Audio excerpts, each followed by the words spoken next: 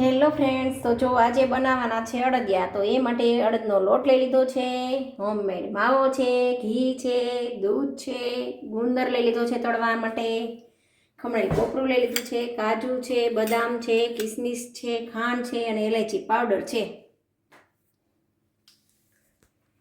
હવે બનાવી લેવાના છે અડદિયા. હવે કાથરોટમાં લઈ લઈશું લોટ. દૂધને છે ને લાઈટ એવું ગરમ કરી લેવાનું છે. દૂધ ગરમ થાય છે ત્યાં સુધી આમાં એડ કરી દઈશું લોટમાં ઘી. તો દૂધ લાઈટ એવું ગરમ થઈ ગયું છે, તો હવે આની અંદર એડ કરી દઈશું. હવે બરાબર મિક્સ કરી લેવાનું છે. આવી રીતના લોટ કરી લેવાનો છે મિક્સ કરીને. જુઓ તો લોટ જો બરાબર મિક્સ થઈ ગયો છે. હવે લોટ છે ને ચાળી લેવાનો છે.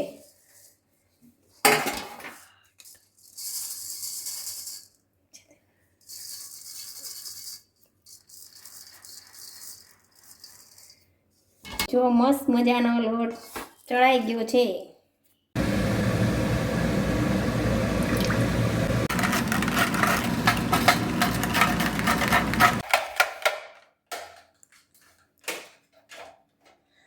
ઘી ગરમ થાય છે ત્યાં કાજુ બદામનો જો કટિંગ કરી દીધું છે.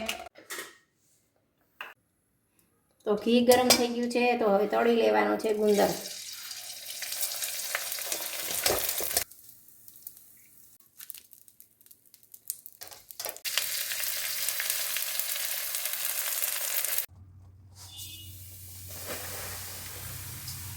હવે લોટને શેકી લેવાનો છે.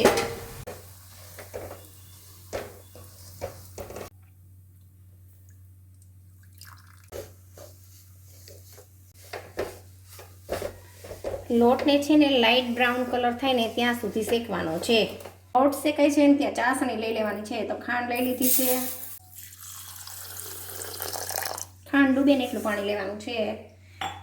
ચાસણી માટે મૂકી દેવાનું છે ત્યાં લોટ શેકાય જાય. જ્યાં કન્ટિન્યુ હલાવતા રહેવાનું છે એટલે લોટ છે ને ચોટે નહીં. અને જો થોડી થોડી કણી ફૂલાવા માંડી છે.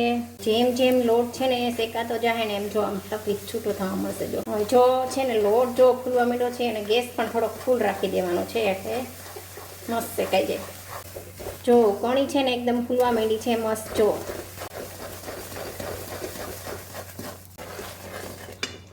હવે થોડુંક પાછું દૂધ આમાં એડ કરવાનું છે એટલે કણી બધી ફૂલાઈ જાય મસ્ત.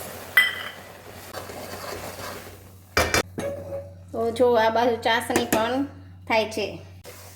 તો લોટ જો લાઇટ બ્રાઉન કલરનો થઈ ગયો છે અને સ્મેલ પણ બહુ મસ્ત આવે છે.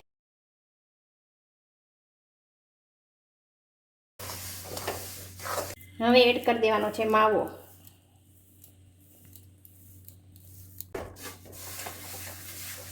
બરાબર મિક્સ કરી લેવાનું છે.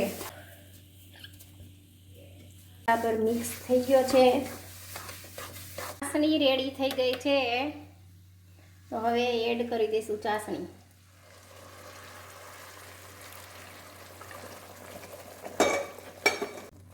હવે એડ કરી દઈશું કાજુ બદામ. એડ કરી દઈશું ટોપરું. એડ કરી દઈશું કિસમિસ. એડ કરી દઈશું એલાયચી પાવડર.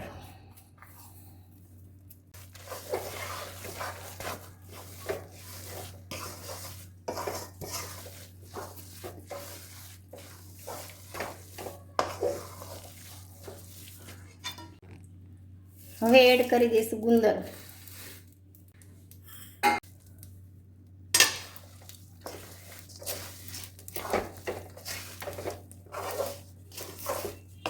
બરાબર મિક્સ કરી લેવાનું છે. તો જો અડદિયા મસ્ત બની ગયા છે. આવી ભગવાન માટે કાઢી લેવાના છે પહેલાં.